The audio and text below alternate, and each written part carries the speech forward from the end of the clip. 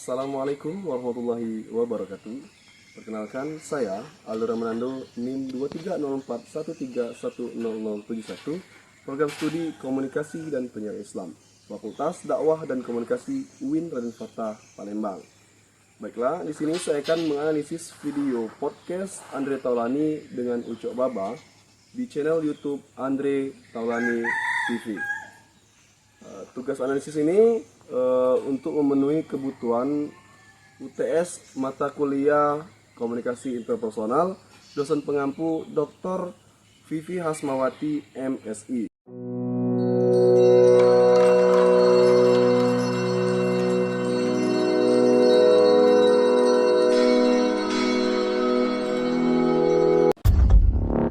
Assalamualaikum warahmatullahi wabarakatuh. Oke, kita lanjut lagi nih ngobrol-ngobrol sama Bang Ucok. Tadi kita udah sempat motoran berdua Bang Ucok, nyobain motor Honda Monkey, dan ternyata Bang Ucok kirang banget. Cuman besok-besok koinnya harus lebih banyak ya Bang? Iya betul. Karena itu pakai koin. Kita bawa nanti 2 karung. Sebelumnya, alangkah baiknya kita mengetahui apa itu komunikasi interpersonal ataupun komunikasi antar pribadi. Di sini saya akan menjelaskan apa itu komunikasi interpersonal. Komunikasi interpersonal adalah komunikasi yang dilakukan antara komunikator dan komunikan, baik secara verbal maupun nonverbal. 2 karung ya. Oke, Bang Ucok, terima kasih udah datang ke Taulani TV. Ya Mas Ardi. Mudah-mudahan kita saling mendukung lah ya. Siap. Supaya subscriber kita banyak, Ya. viewer kita banyak, Betul. dan memberikan tayangan yang manfaat untuk orang banyak. Betul sekali Mas. Dari video yang kita lihat tadi, komunikasi antara Andre Taulani dengan Ucok Baba itu terdapat salah satu ciri komunikasi antar pribadi afeksi. Atau komunikasi itu terjadi karena adanya saling membutuhkan antara komunikan dan komunikator. Seperti halnya tersebut dapat kita lihat dari video tersebut yang disebutkan oleh Andre Taulani. Mudah-mudahan kita saling mendukung ya Bang, agar subscriber kita lebih naik dan juga bisa memberikan manfaat untuk semua orang. Ya. Oke, Bang Ucok ini luar biasa ya menurut saya. Salah satu artis YouTuber, bukannya artis YouTuber, artis tapi yang menjadi YouTuber. Dan gak disangka subscribernya begitu cepat pesatnya naik ya. Mudah-mudahan kolaborasi gue sama Bang Ucok juga bisa membawa hasil yang bagus. Amin. Bang Ucok, ternyata Bang Ucok ini nama aslinya adalah Usnan Batubara. Betul sekali. Berarti orang Batak? Orang Batak. Asli orang Batak ya? Iya. Anak ke-7 dari 9 bersaudara? Betul. Masih ada semua? Masih. Lengkap masih? Lengkap. Semua ada di Medan? Oh, ada di Jakarta, ada di Medan. Ada di Medan? Ada di Medan. Bisa dilihat dari sana bahwa Ucok Baba terlihat setuju terhadap apa yang dilontarkan oleh Andre Taulani dengan mengatakan ya betul, diikuti dengan raut wajah atau diikuti dengan mimik wajah yang sedikit tertawa.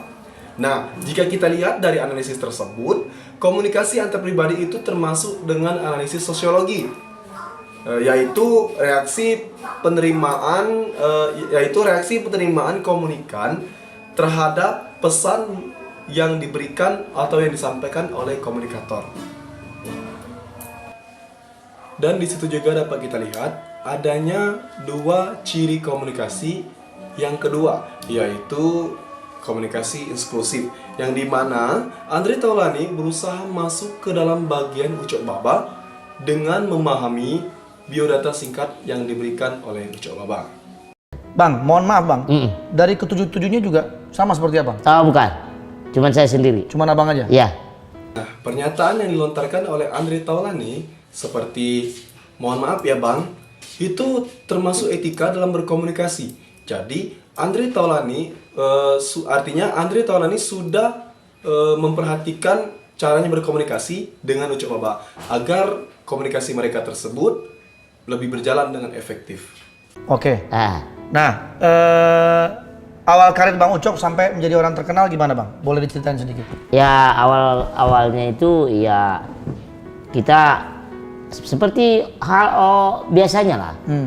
Kita jadi figuran dulu, jadi ngelamar sono lamar sini dulu, ikut casting sono ikut casting ke sini dulu.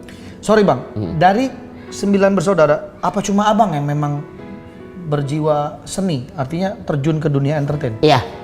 Yang lainnya Ya. apa profesinya Bang? Jadi yang lainnya profesinya kalau di Jakarta ya jualan. Tapi kalau di kampung itu tani. Bertani? Bertani. Oh, sampai sekarang masih bertani? Ya.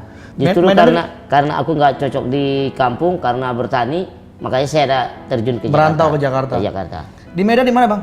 Saya di Tapsel namanya, di Tapanuli Selatan? Tapanuli Selatan. Sipirok? Enggak, di Panjabungan. Oh, kalau kakek saya orang Sipirok. Oh, Spirok ya?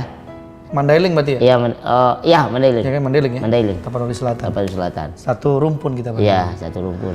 Jadi Abang merantau ke Jakarta, mengadu nasib di Jakarta. Di Jakarta. Sampai di Jakarta tinggal di mana dulu? Saya nggak punya tempat tinggal. Hah? Nggak punya tempat tinggal. Jadi tidur di mana? Saya tinggal di pasar selama 2 tahun. Tinggal di pasar? Iya. Tidur di Ya, emperan begitu? ya. Gimana rasanya Bang? Ya nggak ada rasa waktu itu. Gimana terpaksa ya? Iya Nggak ada rasa. Terus bawa uang? Waktu itu aku bawa uang dari Medan tuh 7.000 doang. Tahun berapa? Tahun 90. 7.000 ya nggak terlalu banyak juga ya tahun 90. Nggak banyak. Pas-pasan. Pas-pasan. Izin orang tua nggak? Dibilang izin, tapi agak sedikit dikasih tahu, agak sedikit berbohong. Artinya beda kan? Kalau misalnya seperti Mas Andre minta misalnya pamit sama orang tua, masih mending. Tapi kalau saya misalnya pamit ke orang tua ke Jakarta, nggak mungkin dong, nggak logika Iya, dong. iya, betul. Dengan tubuh kita seperti ini Betul, gitu wah, kan. bagaimana cari- Pasti orang tua nggak bakalan ngasih gitu Betul, kan. betul. Tapi mak, saya minta duit 7.000. Saya minta duit mak, saya mau pergi ke ke kota lah gitu lah, ke Medan gitu ya. Oh jangan nggak boleh gitu kan. Nggak mak, ke tempat teman. Oke, Gitu. oke. Akhirnya saya terjun ke Jakarta. Itu usia Bang Ucok berapa tahun? 17 17 tahun. 17 tahun. Abang sudah berpikirkan tuh sebelum berangkat ke Jakarta udah berpikirin apa yang akan terjadi dan bagaimana nanti di Jakarta? Saya sudah Bertekad? sudah bertekad bulat. Gitu. Dari sana ke sini naik Bis. ongkosnya 7.000. Saya nggak pakai ongkos. Terus? Jadi ketika aku bilang sama keneknya, Bang, aku mau ikut ke Jakarta. Tapi kalau ada penumpang, kamu siap-siap berdiri. Oke. Oh nggak jadi masalah saya bilang. Gitu. Akhirnya dibolehin. Dibolehin. Naiklah pada waktu itu ya. bis. Baiklah. Sampai Jakarta. Sampai ke Jakarta saya Apa yang pertama kali Abang lakukan begitu turun dari bis? Ini Jakarta. ini Jakarta. Mau kemana? Di mana waktu itu turunnya? Di Pasar Minggu. Pasar Minggu. Oke. Saya turun di Jakarta, saya bingung. Begitu saya lihat kota Jakarta luar biasa sekali. Penuh padat dan ramai. Saya bingung harus bagaimana saya. Sementara uang 7.000. Dan saya tidak ada tujuan ke Jakarta, saya nggak ada saudara, nggak ada siapa-siapa. Lalu saya sudah lapar. Iya. Sudah lapar, lalu di situ ada jualan Indomie. Orang yang lapar tak mungkin bisa berpikir. Betul. Itu pasti. Betul. Jadi bagaimana caranya supaya duit saya ini tidak habis? Saya makan Indomie aja. Waktu itu kalau nggak salah saya Indomie pakai telur hanya 300 perak. Oh masih 300? Masih 300 kalau nggak salah. Nah, kita lihat video tersebut dari perspektif antara Andre Taulani dan Ucok Baba. Itu mereka berdua ada dalam posisi aman. Jadi Andre Taulani memandang Ucok Baba itu dengan pikiran yang positif, dan begitu juga sebaliknya Ucok Baba memandang Andre Taulani dengan pikiran yang positif juga. Dan begitu pula konsep diri antara keduanya itu sudah terbentuk, sehingga Andre Taulani dan Ucok Baba itu telah mengalami trust ataupun juga kepercayaan. Nah, jika kita sudah melakukan kepercayaan atau dengan trust tadi, maka kita akan komunikasi akan terciptanya safe dash other, atau juga yang disebut juga dengan kata lain dengan keterbukaan antara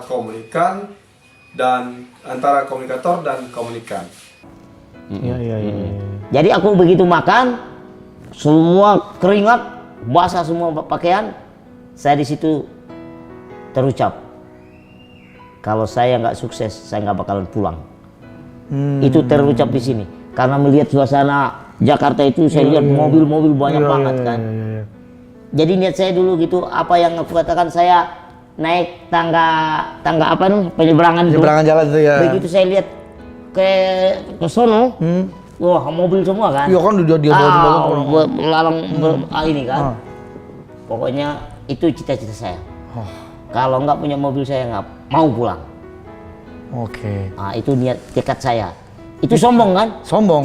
Tapi itu. bukan sombong, itu memotivasi diri Oh sendiri. iya, diri Memotivasi sendiri. Jadi begitu saya turun, udah kira-kira jam 11 malam. Begitu saya turun, bingung lagi saya. Harus tidur di mana? Akhirnya udahlah. Tidur di inilah, di emperan lah. Sampai dari jam 11 sampai jam 2 malam. Jam 2 itu tukang sayur sudah banyak.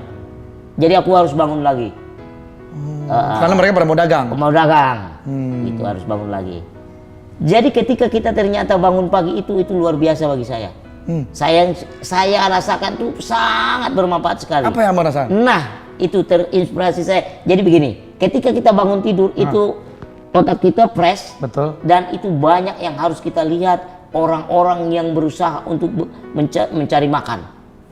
Coba Semua kalau orang siang berlomba-lomba ya? Berlomba-lomba untuk cari makan. Iya. Coba kalau kita bangun siang, nggak ada lagi yang kita Nggak ada lihat. lagi yang kita lihat. Tetapi kalau kita bangun pagi mulai dari jam 2 sampai jam 4 sampai jam 5, itu luar biasa manusia di Jakarta. Nah. Di situ saya terinspirasi. Ini inspirasi juga ya. Iya. Benar. Bukan cuma kita soalnya kan, semua orang berlomba-lomba mencari makan. Mencari berlomba-lomba di pagi hari itu. Di pagi hari itu.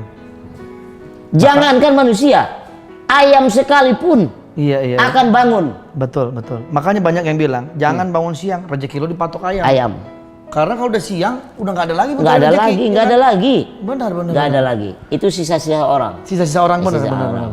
Nah, jadi di 2 tahun lah abang di pasar masih belum tahu nih mau ngapain. Abang kerja nggak di pasar? Jadi pas saya menganggur itu Mas Andre, saya itu yang punya duit 7.000 itu hanya 4 hari. Oke. Setelah itulah makanya saya bilang hidup di pasar itu, bangun pagi itu cepat kita menangkap apa yang harus kita lakukan. Jadi saya lihat anak-anak umur 5 tahun, 6 tahun lah, bawa kresek, kantong kresek. Bu, kreseknya bu, kreseknya bu, kreseknya bu. Ternyata mereka itu pendapatannya luar biasa. Dari jual kantong Dari kresek? jual kantong kresek itu. Oke. Tergantung kitanya. Iya. Kita rajinnya. Lalu saya, wah ini kayaknya bisa gua nih. Timbul di sini nih kan. Ini kayaknya bisa saya ini nih. Jadi aku ngobrol sama itu anak. Setelah selesai dia jualan, saya ngobrol. Pendapatan dia berapa, terus dia ngambil plastik di mana. Lalu dia tunjukkan kepada saya, itu anak itu baik sekali. Dia tunjukin ke saya, ini bosnya. Lalu saya ambil ke bos. Pertamanya saya ambil cuma dua pak. 2 pak itu. Jadi isinya kalau nggak salah saya 22 kantong kresek. Ya. Tiba-tiba saya bawa. Jadi kan melihat aku aja ibu-ibu udah gimana gitu ya. Jadi ada daya tarik tersendiri, Mas. Iya. Wah, ini kok nih anak ini ya semangat banget gitu. Terus aku kadang-kadang berisik banget gitu. Jadi sehingga perhatian orang ke saya gitu kan. Iya. Abang jual kantong kresek jadi awalnya? Jadi jual kantong plastik. Wah, nggak lama Mas, itu habis total. Hebat. Jadi besoknya aku ambil 5. Besoknya aku ambil Lama-lama makin banyak. Lama-lama jadi bos. Woi, keren. Iya. Jadi bos kantong Jadi kresek. bos kantong kresek di situ. Saya udah nggak mau ngambil ke orang, orang yang ngambil ke saya supaya untungnya lebih banyak. Inilah contoh orang kalau berjuang tuh kayak begini ya. Gitu. Merintis. Abang pernah nggak jual kantong kresek tiba-tiba abang masuk ke kantong kresek gitu? Pernah. Terlalu gede. Iya. Tapi keren banget. Iya. Itu 2 tahun akhirnya abang jadi bos tuh ya? Jadi bos. Setelah itu saya percayakan kepada orang lain yang menjalankan. Saya buka developer koran di terminal. Ya kan? Jadi aku ada 2 usaha. Hebat abang, luar biasa. Setelah saya melihat video podcast antara Andre Taulani dan Ucok Baba, saya menganalisis bahwa Andre Taulani memandang Ucok Baba itu sebagai human yang unik dan juga memiliki tingkat kebutuhan inklusif, afektif, dan juga kontrol yang baik. Demikianlah analisis video podcast antara Andre Taulani dan Ucok Baba. Bila ada kata yang salah, saya mohon maaf. Kepada Allah saya mohon ampun. Billahi taufiq wal hidayah. Wassalamualaikum warahmatullahi wabarakatuh.